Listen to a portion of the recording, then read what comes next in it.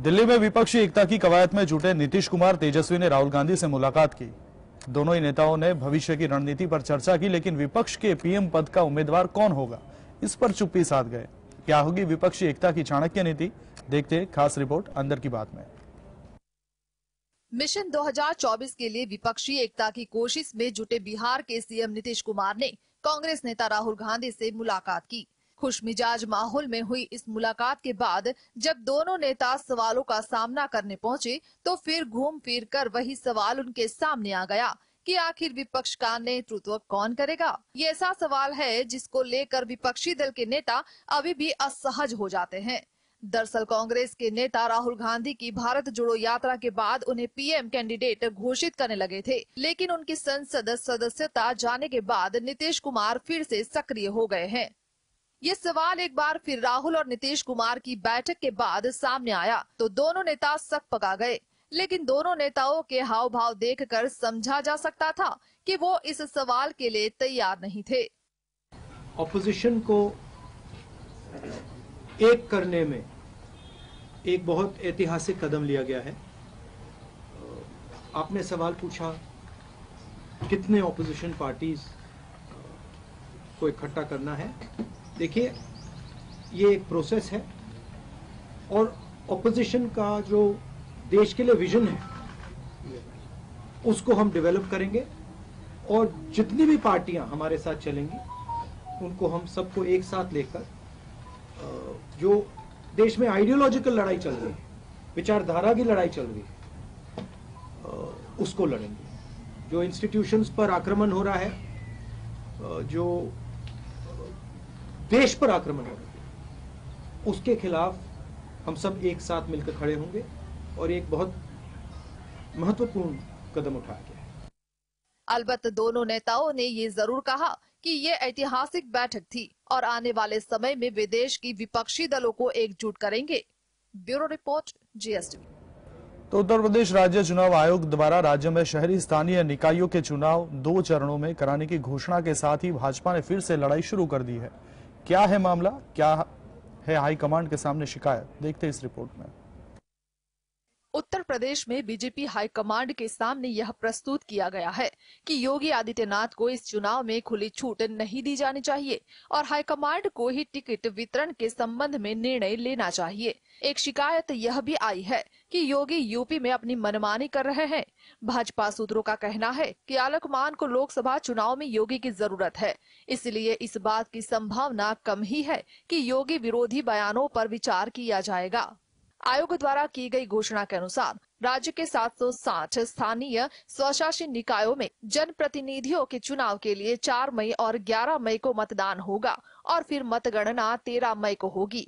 UP में शहरी स्थानीय स्वशासन निकायों में चुनाव इस साल की शुरुआत में होने वाले थे, लेकिन इलाहाबाद उच्च न्यायालय के फैसले के बाद चुनाव स्थगित कर दिया गया था कि उत्तर प्रदेश सरकार द्वारा ओबीसी आरक्षण निर्धारित करने के लिए तैयार की गई आरक्षण सूची ने ट्रिपल टेस्ट का पालन नहीं किया था। Bureau report, GSTV. बात करें तो केंद्र सरकार को राहत मिली है क्योंकि मौसम विभाग ने इस साल मानसून सामान्य रहने की उम्मीद जताई है। आगे ही मौसम एजेंसी स्काईमेट ने कुछ अलग ही संभावना जताई, जिससे सरकार में चिंता थी कि महंगाई बढ़ेगी, लेकिन उसके बाद एक राहत के भी समाचार सामने आए। क्या है अच्छे मानसून की आगाही, कैसे महंगाई से मिल सकती है राहत, देखते इस खास रिपोर्ट में। समाचार सामने आए क्योंकि मौसम विभाग ने इस साल मानसून सामान्य रहने की उम्मीद जताई है। इस पूर्वानुमान से एक दिन पहले निजी मौसम एजेंसी स्काईमेट ने देश में सामान्य से कम बारिश की भविष्यवाणी की थी। स्काईमेट ने कहा कि देश के उत्तरी और मध्य भागों में हल्की बारिश होने की संभावना है। इससे सरकार चिंतित थी क्योंकि अगर बारिश नहीं हुई तो खाद्यान्न का उत्पादन घटेगा और महंगाई बढ़ेगी। चिंता इस बात की थी कि लोकसभा चुनाव वाले साल में सरकार महंगाई में हुई बढ़ोतरी को बर्दाश्त नहीं कर पाएगी। अब बारिश सामान्य रहने से देश में अनाज का उत्पादन भी सामान्य रहेगा। इससे लोगों को महंगाई से राहत मिल सकती है। भारतीय मौसम विज्ञान विभाग ने अनुमान लगाया है कि इस साल औसत बारिश का 96% अनुमान हो सकता है।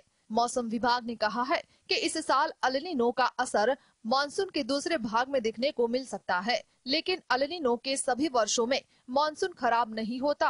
Bureau report, GSTV. तो दिग्गज टेक कंपनी गूगल में और छटनी के कयासों के बीच गूगल के सीईओ ने एक महत्वपूर्ण बयान दिया है।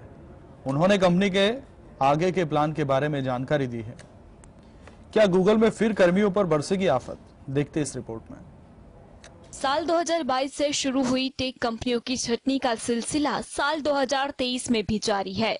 मेटा, माइक्रोसॉफ्ट, अमेज़न, ट्विटर जैसी कई कंपनी ने पिछले कुछ महीनों में कई चरण की छटनी की है। इस लिस्ट में दिग्गज टेक कंपनी गूगल का भी नाम शामिल है। अमेज़न और मेटा के नक्शे कदम पर चलते हुए क्या गूगल भी जल्द ही बड़े पैमाने पर कर्मचारियों की दूसरे दौर की छटनी कर सकती है? इस सवाल का जवाब देते हुए गूगल के मुख्य कार्यकारी अधिकारी सुंदर पिचाई ने कहा है कि कंपनी फिलहाल अपने कामकाज को लेकर बहुत फोकस्ड है और अभी इसे गति देने के लिए बहुत से काम करना बचा है।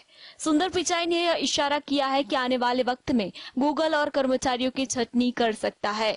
इसके साथ ही सुंदर पिचाई ने कहा है कि कंपनी अपने खर्च और कमाई के हिसाब को दोबारा रिस्ट्रक्चर करने की कोशिश कर रही है। इसके बिना काम न रुके और खर्च में भी कटौती हो सकती है। Bureau report, GSTV।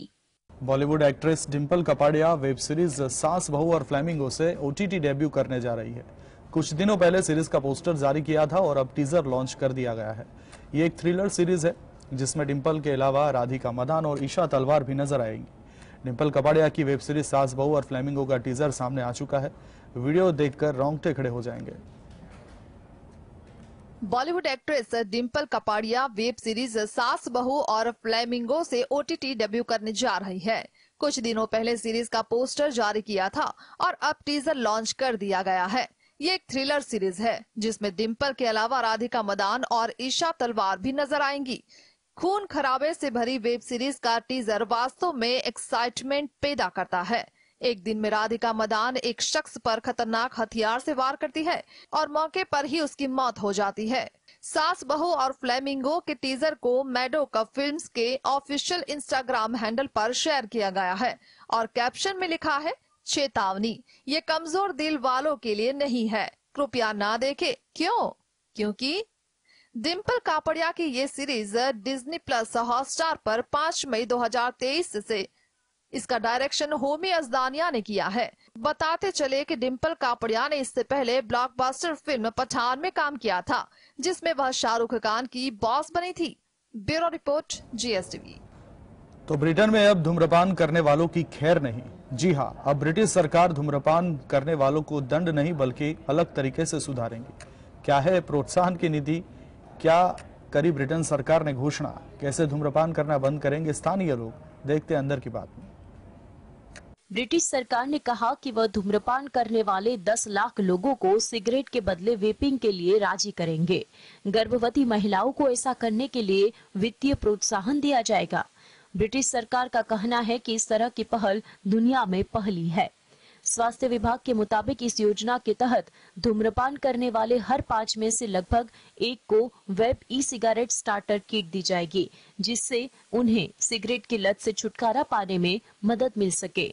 धूम्रपान करने वाले 13% की मौजूदा आबादी को घटाकर 5% या उससे कम पर लाने के लिए योजना के तहत गर्भवती महिलाओं को वाउचर्स भी दिए जाएंगे, जिससे वे इस बुरी आदत को छोड़ सके। ब्रिटेन के स्वास्थ्य मंत्री नील ओब्रायन एक भाषण में कहा, आजीवन धूम्रपान करने वाले 3 लोगों में से 2 की मौत सिगरेट पीने की वजह से होती है। सिगरेट की बिक्री होने वाली एकमात्र वह चीज है जिसके सही इस्तेमाल से मौत हो सकती है। Bureau report, GSTV। केंद्र सरकार एक और कंपनी को बेचने जा रही है और इसके लिए बोली अगले महीने ही लगने वाली है। आखिर कौन सी है वो कंपनी और क्या है सरकार का मकसद, आइए जानते हैं। Shipping corporation of India limited के निजीकरण के लिए सरकार बड़ा फैसला लेने जा रही है। सरकार shipping corporation of India limited को बेचने के लिए वित्तीय बोली आमंत्रित करने की योजना बना रही है। 2 साल की देरी के बाद सरकार इसे बेचने जा रही है। सरकारी company shipping corporation of India देश की तीसरी सबसे बड़ी शिपिंग कंपनी है। न्यूज एजेंसी के रिपोर्ट के मुताबिक सरकार अब मई के मध्य तक SCIL निजीकरण के लिए वित्तीय बोलियां आमंत्रित करने की योजना बना रही है। हालांकि सरकार ने अभी इसके बारे में आधिकारिक रूप से कुछ भी नहीं कहा है। हालांकि अंतिम निर्णय 14 अप्रैल को कैबिनेट सचिव की अध्यक्षता वाली एक समिति द्वारा लिया जाएगा। बता दें कि नवंबर 2019 में ही आर्थिक मामलों की मंत्रिमंडलीय समिति ने शिपिंग कॉरपोरेशन को बेचने की सैद्धांतिक मंजूरी दे दी थी, लेकिन कोरोना संकट की वजह से प्रक्रिया आगे नहीं बढ़ पाई थी। भारतीय नौवहन निगम लिमिटेड की स्थापना 2 अक्टूबर 1961 को हुई थी। 18 सितंबर 1992 को कंपनी का दर्जा प्राइवेट लिमिटेड से बदलकर पब्लिक लिमिटेड कर दिया गया। कंपनी को भारत सरकार ने 24 फरवरी 2000 को मिनी रत्नम का खिताब भी दिया था।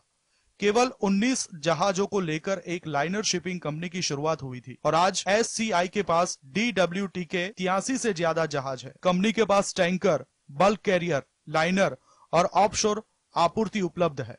Bureau report, GSTV। राष्ट्रीय शिक्षा नीति 2020 की अवधारणा अब जल्द ही जमीनी स्वरूप में नजर आएगी। इसके लिए सरकार की ओर से नेशनल करिकुलम फ्रेमवर्क के लिए बनी कस्तूरीरंगन कमेटी ने ड्राफ्ट तैयार किया है। अब इसमें प्राप्त सुझावों के अनुरूप कुछ सुधार के बाद स्कूलों में लागू कर दिया जाएगा। स्कूलों के लिए तैयार इस नई व्यवस्था से बहुत कुछ बदलने वाला है। आइए जानते हैं कि हमारे बच्चे 3 से 18 साल की उम्र तक कैसे पढ़ेंगे। नई स्कूल सिस्टम में दरअसल ये 3 साल से 18 साल की उम्र तक शिक्षा का 4 स्टेज यानी कि 5+3+3+4 स्ट्रक्चर है। नेशनल करिकुलम फ्रेमवर्क के जारी प्री ड्राफ्ट में इन चारों स्टेजों को विस्तार से बताया गया है। इसमें 5+3+3+4 के 5 का मतलब फाउंडेशन ईयर शामिल है। 5 यानी फाउंडेशन स्टेज 2 भागों में बढ़ती है। पहला आंगनवाड़ी या प्री स्कूल के 3 साल प्लस प्राथमिक स्कूल में 2 साल। 3 में 1 से 2 ग्रेड दोनों के एक साथ शामिल है, जिसमें 3 से 8 साल की आयु को कवर करते हैं। फिर इसके अगले +3 को कक्षा 3 से 5 की तैयारी के चरण में विभाजित किया जाएगा। इसके बाद में 3 साल मध्य चरण यानी कि कक्षा 6 से 8 और फिर लास्ट में +4 यानी ये माध्यमिक शिक्षा के 4 वर्ष कक्षा 9 से 12 है। इस तरह 3 से 18 साल में एक छात्र 12वीं तक पढ़ाई शामिल की है। एनसीएफ के मुताबिक प्रिपरेटरी और मिडिल स्टेज में हर वीक डे से शुरुआत 25 मिनट की असेंबली के साथ होनी चाहिए।